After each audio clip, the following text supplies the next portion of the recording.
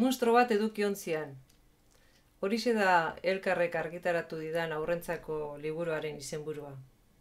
Mikel Santosek belatzek egin ditu marrazkiak. Oso politak. Azalarena hemen, eta barruan hainbat marrazki eder, ikusiko duzu zein politak. Liburu honetan denetik aurkituko duzue. Beldurra, misterioa, ezustea, irudimena eta baita umorea ere.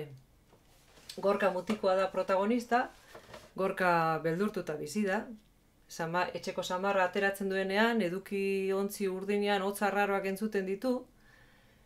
Gauetan logelara monstrua sartzen zaizkio, eta susmoa du eduki ontzi urdinean bizi direla logelara sartzen zaizkion monstru horiek.